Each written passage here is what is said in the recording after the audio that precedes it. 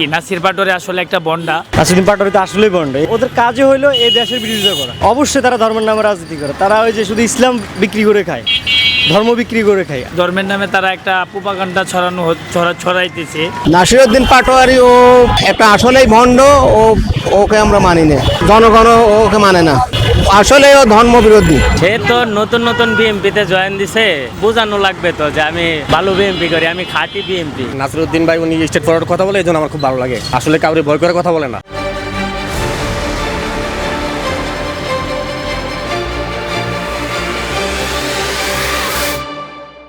ও তো ভাই আসলেই ভণ্ড। নাসির পাটোয়ারি তো আসলেই ভণ্ড। এই দেশের দল দুটোই, একটা হলো আওয়ামী লীগ, একটা হলো বিএনপি। এছাড়া আর কোনো দল ক্ষমতায় আসবে না। ওরা নিজের স্বার্থের জন্য এবং কি রাষ্ট্রের বিরোধিতা করতেছে। নিজেদের স্বার্থে এনসিপি কোনো কাজ করে না।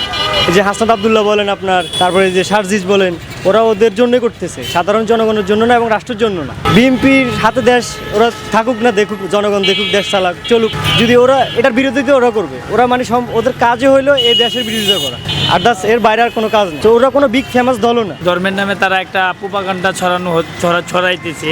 একটা দেশকে অস্থিতিশীল করার জন্য ওরা আসলে এই অশ্লীল বক্তব্যগুলি দিয়ে যাচ্ছে, এই আর কি। নাসির পাটোয়ারি আসলে একটা বন্ডা। সবসময় সে ফ্রন্টে আসার জন্যে এই আসলে বক্তব্য দিয়ে থাকে, অশ্লীল লেভেলের কথাবার্তাগুলি বলে আসে সে।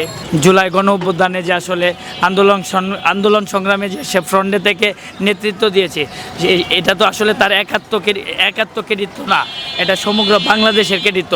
রিক্সাওয়ালা, ভ্যানওয়ালা, আপনার খেটে খাওয়া মানুষ থেকে শুরু করে সকলের ক্রেডিট আছে। জুলাই সনদ নিয়ে যে ওরা আসলে তাল বাহানা বলতেছে, মানে ক্রেডিট নেওয়ার জন্য যে কথাবার্তাগুলি বলতেছে, এটা আসলে এক ধরনের বন্ডামি। সে আসলে একটা ছোট্ট ফ্যামিলি, একদম নোংরা একটা ফ্যামিলি থেকে উঠে আসছে। নাসিরউদ্দিন পাটোয়ারি ও একটা আসলেই ভণ্ড। ওকে আমরা মানি না, জনগণ ওকে মানে না, আসলে ও ধর্ম বিরোধী।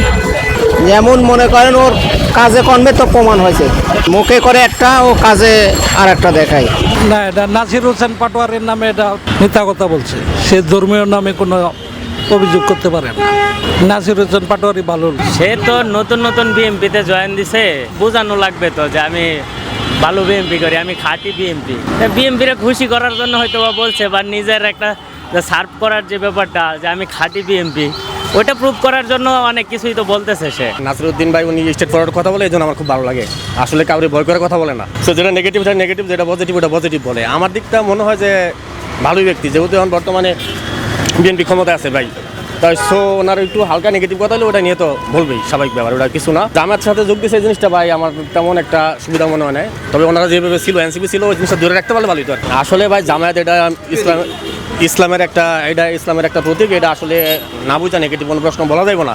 উনি রাজনীতি আগে থেকে করে আসছে, ছাত্র নেতা হিসাবে উনি আমার কাছে অনেক ভালো লাগে।